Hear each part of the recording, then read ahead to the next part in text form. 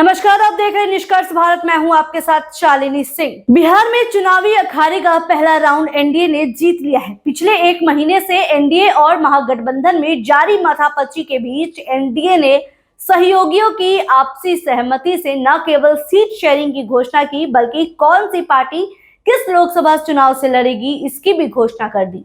दूसरी तरफ महागठबंधन में अभी भी मंथन का दौर जारी है। वहीं एनडीए की सीट शेयरिंग से इस बार बीजेपी का मैसेज साफ है कि बिहार में अब सत्ताधारी गठबंधन का बड़ा भाई बीजेपी ही है। यही कारण है कि 2019 के चुनाव में भले ही बीजेपी और जेडीयू बराबर बराबर सीटों पर लड़ी थी, लेकिन इसके लिए बीजेपी को अपनी 5 सिटिंग सीटों को यानी कि वाल्मीकि नगर, झंझारपुर, सिवान, गोपालगंज और गया की आहुति देनी पड़ी थी।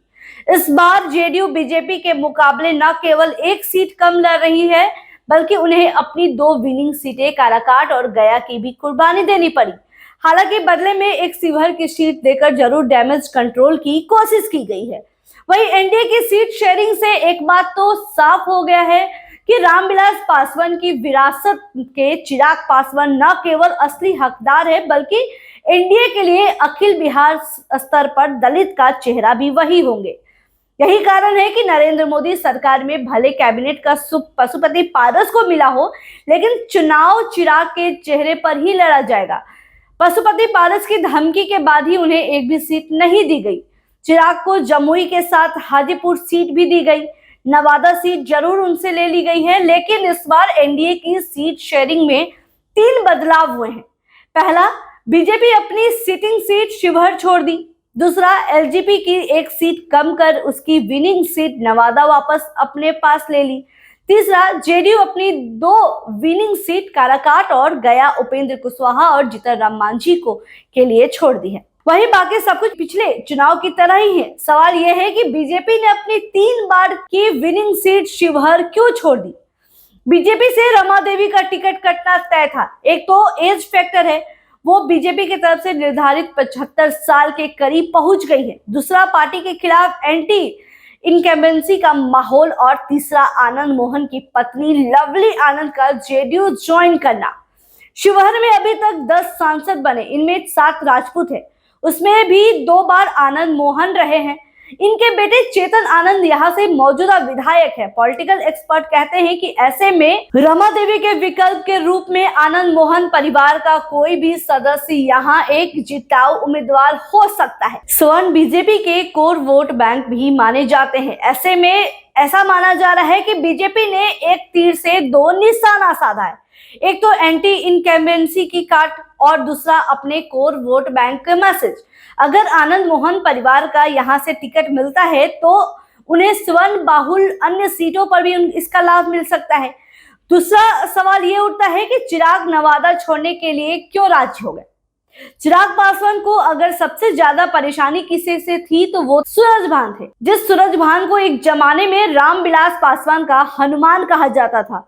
चिराग पार्टी के टूट का जिम्मेदार भी उन्हें ही मानते हैं, लेकिन इसलिए चिराग हाजीपुर सीट तो वापस चाहते ही थे। किसी भी सूरत से वो सूरजभान के परिवार को एनडीए में दूर रखना चाहते थे।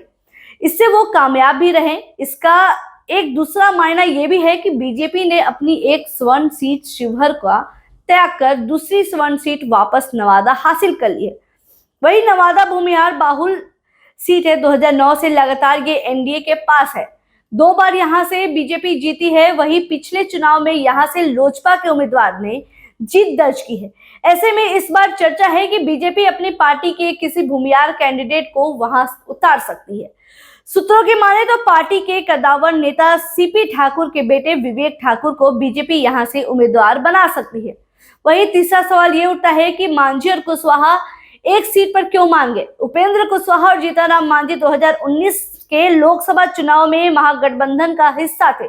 कुशवाहा की पार्टी जहां 5 सीटों पर चुनाव लड़ी थी, वही मांझी के हिस्से में 3 सीटें आई थी, लेकिन दोनों का लोकसभा में खाता तक नहीं खुला था।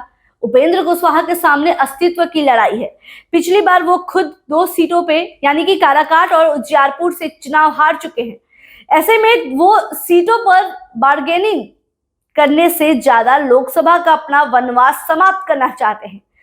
जीतन मांझी के बेटे को पहले ही एमएलसी और एक मंत्री का पद राज्य में मिल चुका है। ऐसे में लोकसभा की एक सीट को वो अपने लिए फायदे का सौदा मान रहे।